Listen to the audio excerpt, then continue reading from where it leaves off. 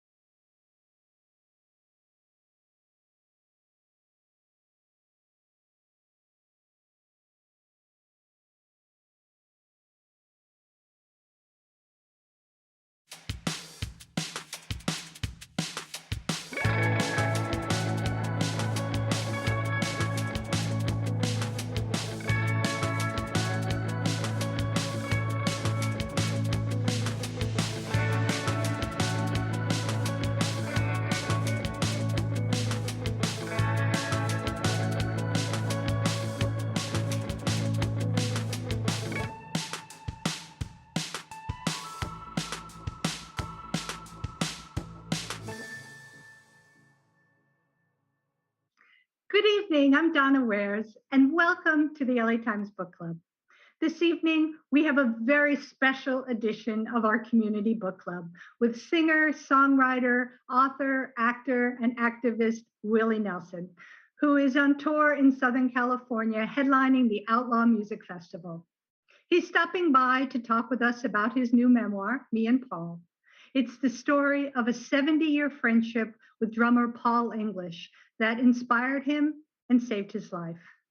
They met at a Texas radio station in 1955, and the book is a collection of tales about life on the road with the confidant, bodyguard, and tour accountant who made sure that the band got paid after every show, no matter what. In the past 3 years alone, the 10-time Grammy winner has released 4 albums and published 3 books, as well as continuing his support for Farm Aid. This evening, Willie Nelson will be in conversation with my colleague, Jaclyn Cosgrove. And we're going to meet him in just a moment. But first, let's watch a clip of Willie Nelson performing at Farm Aid that his team has shared with us for this evening.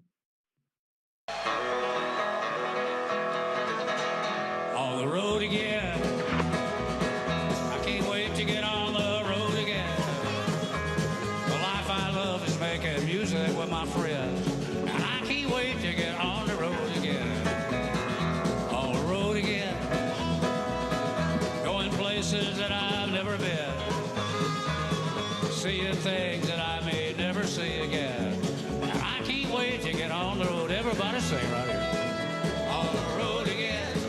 Like the band of gypsies, we go down the highway. We're the best of friends, insisting that the world keep turning our way and our way. I can't wait to get on the road again. The life I love is making music with my friends, and I can't wait to get on the road again.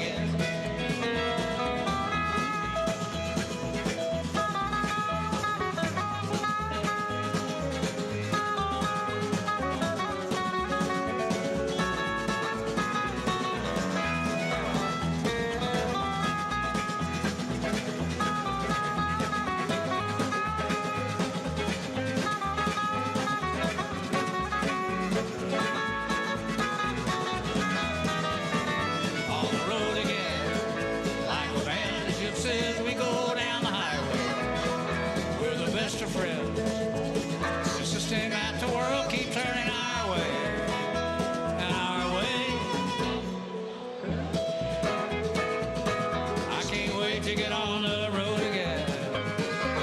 The life I love is making music with my friends. And I can't wait to get on the road again. Big finish. I can't wait to get on the road again.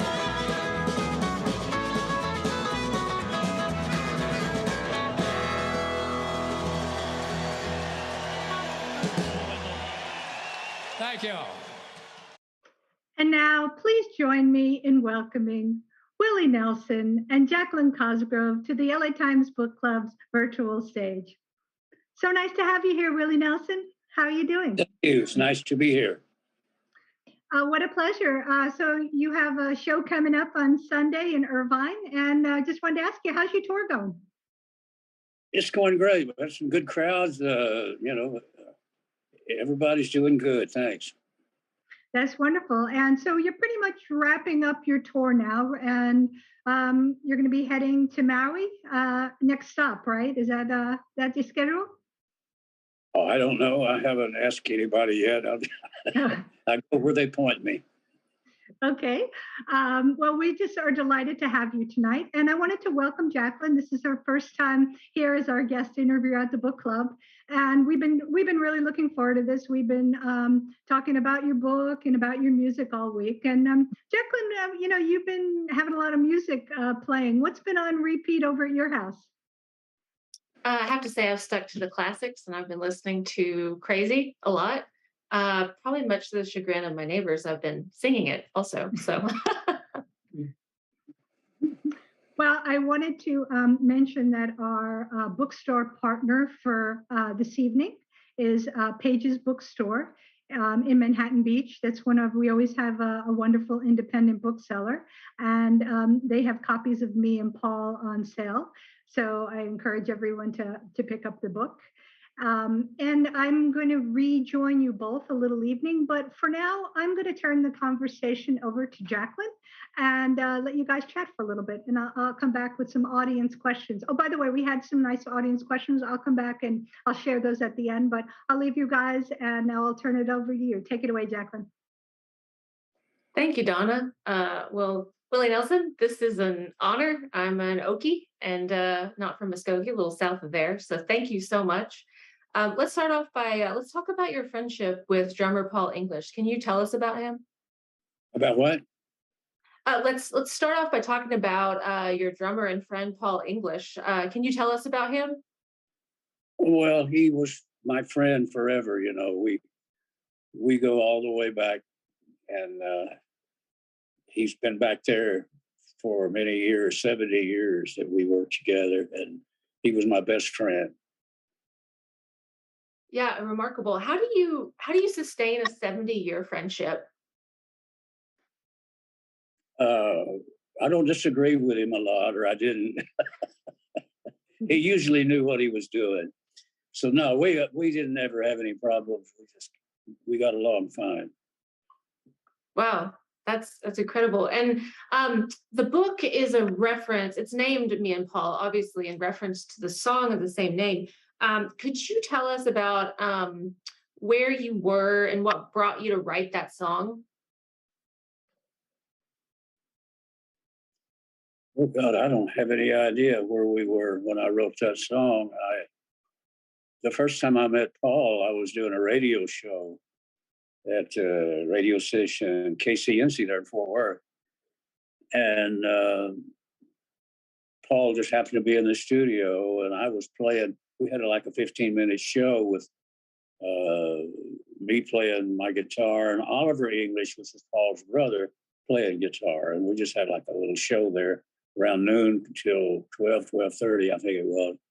And Paul was there, so he'd never played any instrument at all. So just having some fun, I handed him a couple of drumsticks and told him to bang on that cardboard box over there and just play what he felt like. And actually, he had a pretty good rhythm going. So I said, "Wait, I'll take you on the road with me."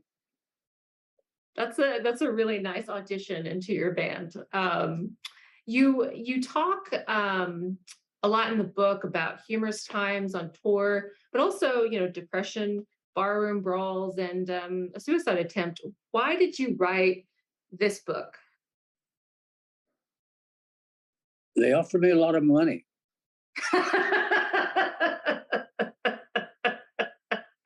That is not a bad idea. You know, Paul was my best friend. And I'm just glad to know that somebody wanted to hear our story. Yeah, absolutely. As I was reading it, I was thinking about, loved ones that I've lost, including my brother. And I was really interested to hear from you how you've learned to balance grief and joy in the same body and through your work. So what's the question? Yeah, I was just wondering how you've been able to find joy among so much grief in your life. It seems like you don't focus much on the past. No, I wrote a song one time called One Day at a Time. And that's the way I live my life, or try to. I can't do anything about what happened. I don't know what's going to happen tomorrow. Today is the only thing. Right now is the only time I have any control over anything. So that's the way I exist. It's just where I am right now. Yeah, that's it seems like that's serving you pretty well. Um, in your book, you credit Paul with saving your life. And then there were other times where you were a real rock for Paul. Can you tell us about how did he help you through the years? Well, in a lot of ways, other than being, a good drummer, played good drums without having any experience at all. He was just a natural percussionist. But other than that, I just enjoyed having him as a friend, and to knowing that I had someone watching my back every night. We played in a lot of pretty tough places, and sometimes it wasn't that easy to get our money for the night. And Paul was real good at going and getting the money. Yeah, cash only. Yeah. um, Yeah, those- let's let's talk about your songwriting.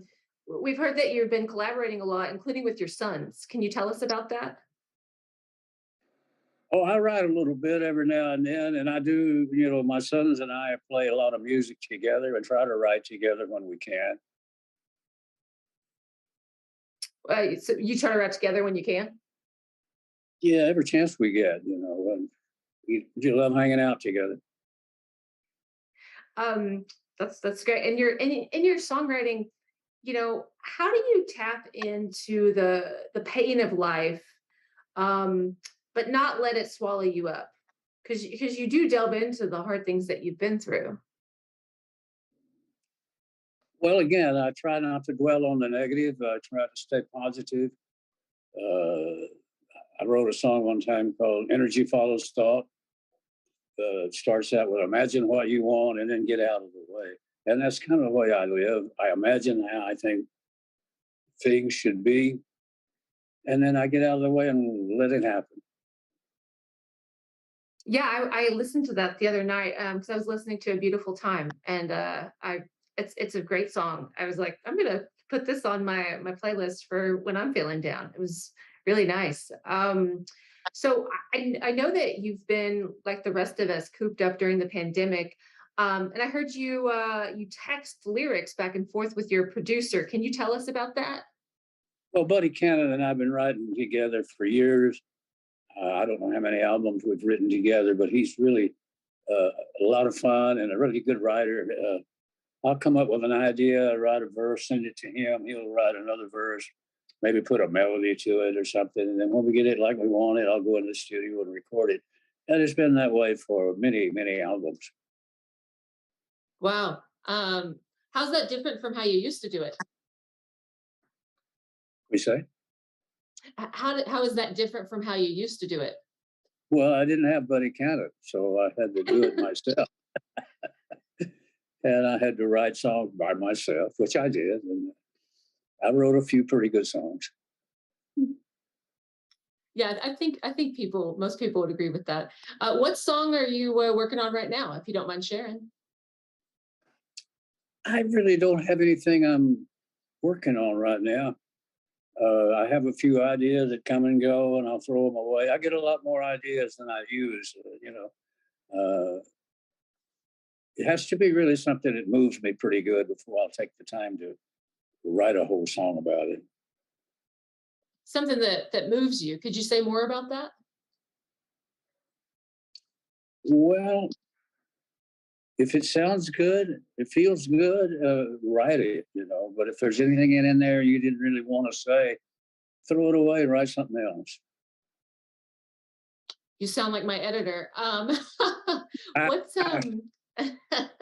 what songs do you go to for comfort? say that again. What songs do you go to for comfort, whether they're yours or somebody else's? Oh, I listen to a lot of radio. I listen to a lot of Django Reinhardt. I listen to Bob Wills, Hank Williams, just all the great musicians and that I've had an opportunity to know and love over the years. What would you say is your, if you can pick one, what's your favorite song right now? Oh, I don't know that I have a. I don't know. I don't know what it would be right now. So you never, as we've said already, you never seem to live in the past, or at the very least dwell on hard stuff. And that's really clear in your new song, I Don't Go to Funerals. That's one of the songs that came out on your album that came out on your 89th birthday. Where did this live forward philosophy come from? Oh, I don't know. I've read a lot. Norman Vincent Peale, Edgar Casey, a lot of different people who've given me different outlooks on life and how they looked at it, and it gives me an idea of where to go and how to approach one problem or another. Yeah. Let's talk about your marijuana line. You got Willie's Remedy, and that supports American farmers. And that's been important to you. Can you tell us more about Willie's Remedy? Reserve. Village Reserve, yeah. Well, it's something that a few of us got together and promoted, and a lot of ladies up in Colorado are really working hard to make it happen. My wife Annie is working with them, so it's just something that we've enjoyed doing it for a while. How long have you done it?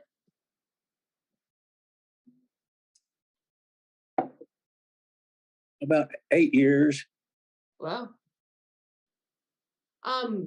So you just did another Farm Aid. Let's talk about the difference that Farm Aid has made since you founded it so many years ago.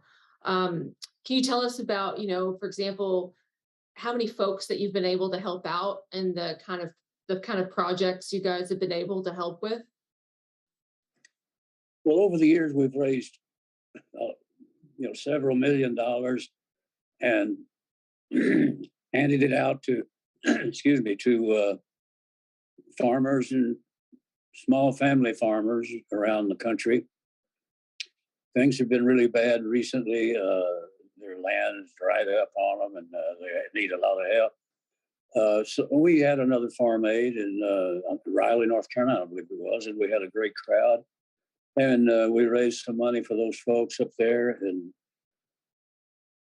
I have a great crew that runs Farm Aid. They've been with me. Carolyn Mugar and the gals up there have been for all the time they were there when I started. They helped me get it started. I sign all the checks, so I know where every penny has gone.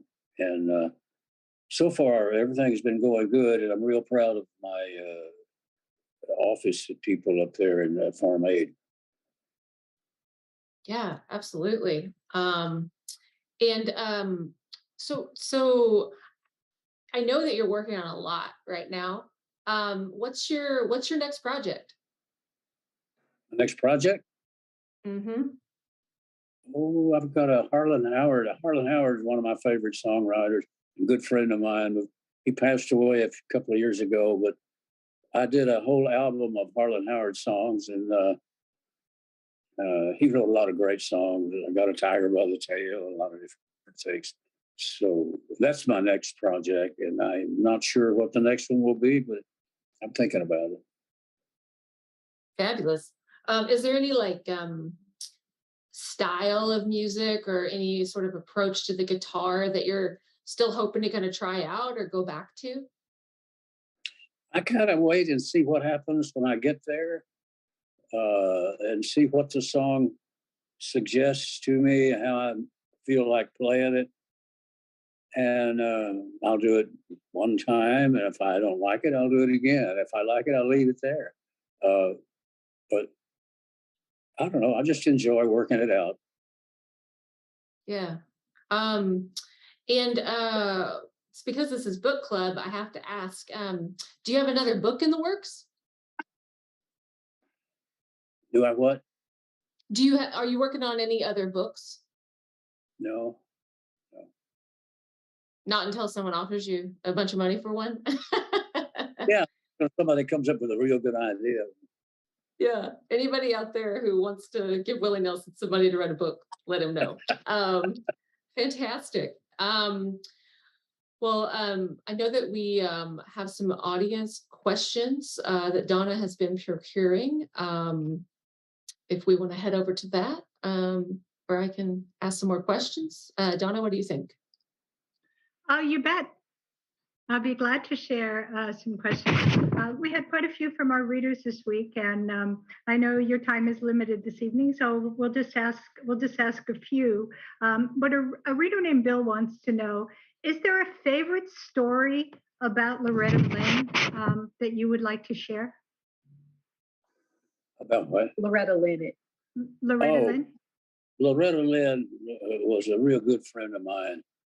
I really hated to lose her. She's, a great writer, just a great all-around gal, and I loved her very much. The story. Can you talk a little bit about working with her? What it was like through the years? Well, she was, a real princess to work with, and we did a lot of things. We did a lot of records together. On my album, To All the Girls I've Loved Before, we did a song. I can't remember what the song was, but anyway, we did one together. Mm-hmm. And whenever we got together, we always talked and laughed a lot because she was a great gal and had a great sense of humor. Yeah, just really remarkable. Well, thank you. Any particular memory that stands out of performing on stage with her, or anything that, just about her songs that you wanted to share? I know a lot of people might be interested in hearing your thoughts about that. There's a couple of songs she wrote that I thought were hilarious. One, Don't Come Home Drinking with Loving on Your Mind. And that was, Fist City. Oh, yeah, Fist City. I'll take you to Fist City. The Pill, that was another good one. Mm-hmm. Yeah, she was remarkable, and I always think that was always my dad's just his favorite sweetheart musician. So I know she has a special place in a lot of people's hearts. We have another question that comes from a reader named Jean, and she would like to know, why do you open every show with Whiskey River? And what's the most time you've ever played it in one show? Well, I open a show with it because it's a good opener. It's a good up tempo. It gets everybody in a good mood. And my friend Johnny Bush wrote that song, and I don't know. I've been opening shows with it for years, and it gives me a good place to start. And where I go from there, who knows? But it's a good starting place. Well, that sounds great. We just had another question that has come in on YouTube just a few minutes ago. And this reader wants to know, has it been a highlight getting to sing with your children on stage every night? What's that like? It's incredible to be able to sing and play with your kids, especially when they're real good. And, my kids got a lot of talent, and I'm glad to have them up there with me. They make me look better. Yeah, that's pretty amazing. And one more question that comes in from a reader named Deborah Bowen, and she would like to know, and I know you've been asked this before, but this is just a good question, and I know people want to know, who would you still like to work with that you haven't? Is there any collaborators? I mean, you've made such a history of working and with others. But is there anyone out there that you'd still like to get on stage with or in the studio? I don't know. I just kind of play it by ear, and when it comes time to write or record something, somebody's name will come up, and or a bunch of names will come up, and we go through them and see really which one we want to go with. But I never know what I'm going to do. Well, speaking of that, you're on tour this week. You're heading to Irvine this weekend. Can you talk a little bit about your show? What people might expect? Well, we've been having some real good shows, and the Outlaws tour have been really good. Some great talent on there, and look forward to seeing them again tomorrow night. And we just have a lot of fun, take it one day at a time, as I said, and hope that tomorrow is as good as we think it's going to be. And so you divide your time. You live, obviously, your main home and ranch and performing venue is in Texas, but then you get to spend quite a bit of your time in Maui as well, right? What do you like to do there? Do you work and songwrite there, or is that strictly for chilling? Well, we have a little poker room there that we play a lot of poker. Django's Orchid Lounge is what we call it, and we have a lot of fun there. My friends come over. You 1, 2, 3, who knows, 4, 5 nights a week we play poker, and it's a lot of fun. Well, you've been so nice about sharing your book and your memories and your music with us. I'd like to put this back on you. I always like to give our guests the last word. What would you like to talk about? What's on your mind this evening? Anything that we didn't get to that you'd like to put out there right now?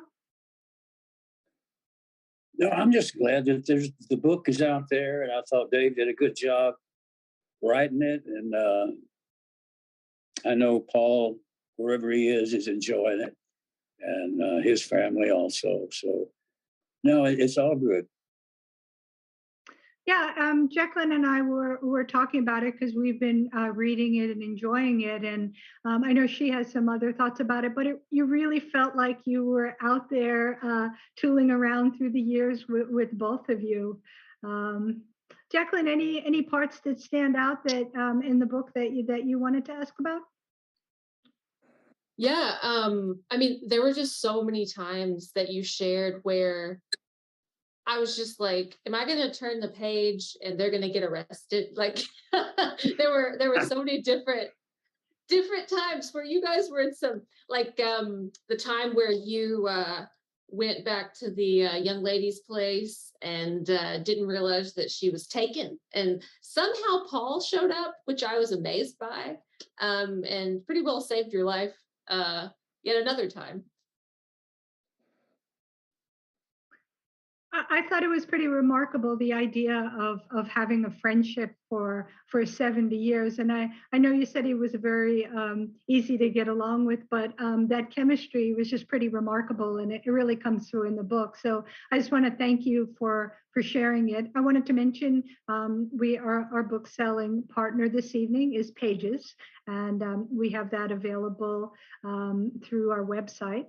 I also just really quickly wanted to mention that this is our virtual book club, and we also are getting together on October the 26th at the Autry Museum with Lydia Mellett and dinosaurs.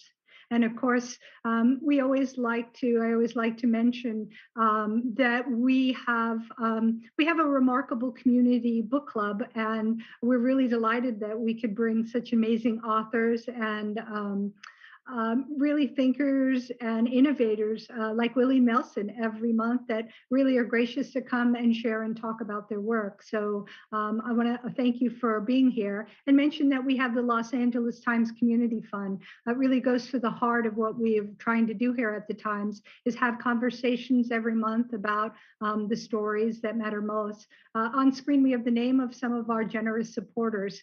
We're just grateful for everyone and invite people to make a tax-deductible donation so that we can keep going and growing.